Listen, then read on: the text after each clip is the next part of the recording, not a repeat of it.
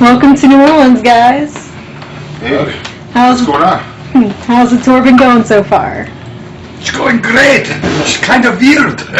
No, it's good. It's really good. It's been awesome, man. We've done 10 shows. All awesome. That's pretty cool. Your latest album, This Is 13, was heavily promoted and reviewed, but how was it received by your longtime fans? Our longtime fans are loving it. Mm-hmm. I don't know what more I can say. It's been, what are they saying? It's like classic Anvil, man. Everybody says it's nice to hear Anvil sounding true to its classic form. So everybody says it's great albums. Have you noticed at the shows you're doing now that there's a lot of younger people about my age? Yes, I guess? absolutely. It's fucking And great. younger, there's 8, 9, 10-year-old folks. We're seeing everything from kids to adults, families, girls, We're getting families out, which is incredible. We brought the whole family down and see, kids 9, 8 years old, and then there's a 70-year-old, you know what I mean? And it's their first metal concert too. These young kids, and they love, so they're being turned on in the right manner. Well, this show's 18 and over, so you probably won't have too many little kids running around. Since the documentary and the album were released, you've become household names in the metal community again. There's always news about y'all on Blabbermouth and every other site. How has life changed because of that? Oh well, it's changed in a lot of different ways. We're here tonight. We're doing a 30-day U.S. tour. First time in New Orleans. It's amazing. That's cool. House of the Rising Sun. Hello. I love that song. Everything around us has changed. We're the same people. That's basically what's going on. It's great, We're being discovered, rediscovered in a combo pack. And for people who are old fans, they're celebrating all this because they felt they knew all along. So Including it's us. an old fan that made the movie to begin with. So that says it all, doesn't it? How do your kids like it? Oh, they love it. My kid loves it. I think it's so cool. Are y'all finally getting paid? Sure. Absolutely. All the way to the bank. Yeah, when we quit our day jobs, we don't have day jobs no more. That's great. Anyway. Yeah. Of course it's great. And we're actually existing finally from rock and roll. It's nice. That's pretty cool. How did the documentary get started? You said an old-time fan approached you about it, right?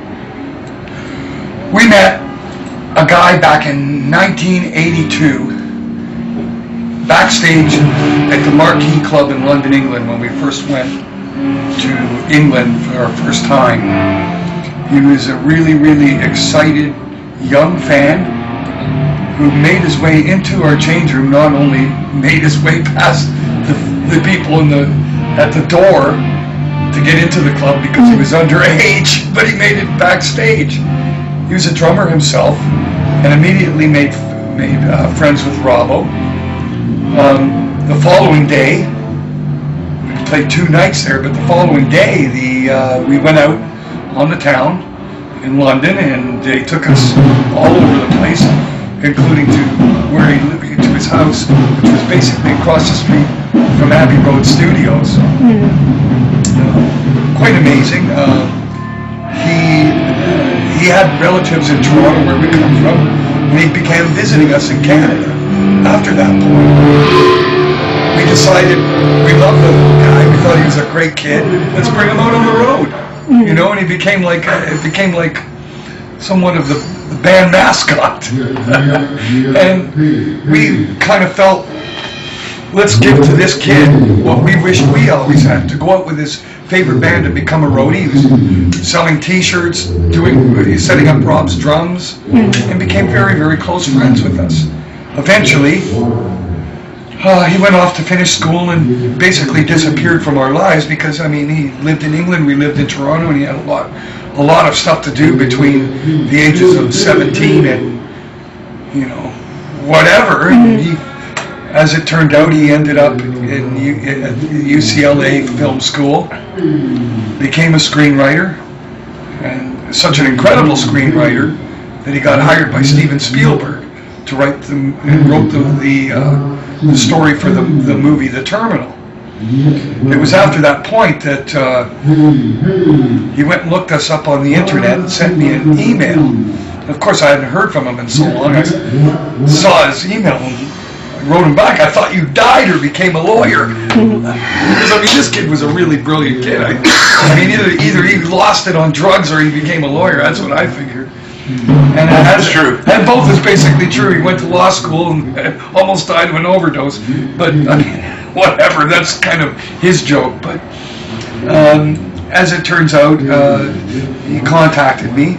I went down to Los Angeles, and of course, in reuniting with him, it felt as though not a moment had passed. Now, this guy was the kind of person that you could virtually trust your life to him, and you could have conversations, and just about anyone after they meet him, you feel totally comfortable that this guy, you can tell him anything about yourself, and feel totally comfortable that it's never going to go further than that. And he's never going to tell anybody, and he always has kind words and a warm heart and open ears to anything and everything that you might want to say.